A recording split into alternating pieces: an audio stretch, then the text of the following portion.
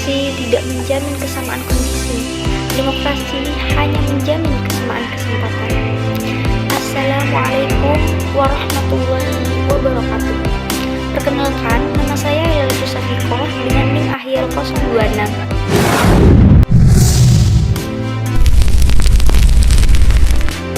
Baik, saya akan menjelaskan apa itu demokrasi. Secara etimologis, istilah demokrasi itu berasal dari bahasa Yunani, yaitu demos, yang berarti rakyat, dan kratos, yang berarti kekuasaan. Konsep dasar demokrasi berarti rakyat berkuasa, government by the people. Demokrasi juga identik dengan teori kedaulatan rakyat. Maka definisi dari demokrasi ini adalah negara yang sistem pemerintahannya, kedaulatannya berada di tangan rakyat. Kekuasaan tertinggi berada dalam keputusan rakyat.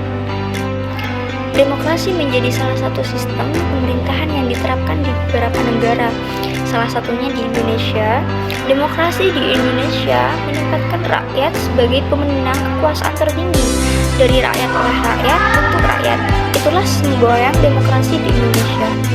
Dalam demokrasi tidak dibenarkan adanya keputusan politik dari pejabat yang dapat merugikan hak-hak rakyat, apalagi kebijakan yang bertujuan untuk menindas rakyat demi kepentingan penguasa.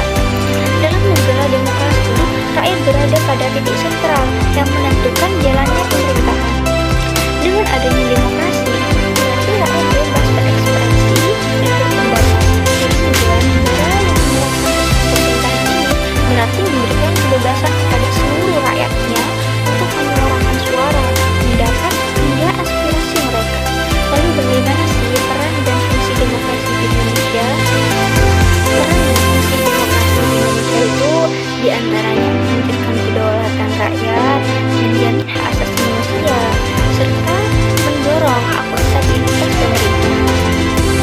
Pelaksanaan demokrasi ada dua jenis demokrasi, diantaranya pemilihan presiden, pemilihan kepala daerah, dan pemilihan kepala desa. Sedangkan demokrasi tidak langsung, yaitu meliputi DPR, DPD, serta DPRD. Lalu bagaimana sih peran anak muda dalam demokrasi?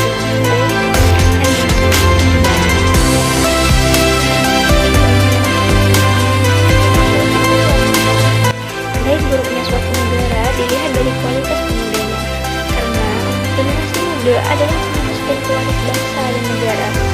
Generasi muda itu harus mempunyai karakter yang kuat untuk membangun bangsa dan negaranya, memiliki kepribadian tinggi dan semangat nasionalisme. Pemuda berperan aktif sebagai agen perubahan yang mewujudkan dengan mengembangkan pendidikan politik dan demokratisasi. Adapun karakter anak muda yang dibutuhkan di Indonesia, diantaranya belajar, punya inisiatif, punya selera, tidak menunda-nunda, dan tidak mudah termakan oleh hoak.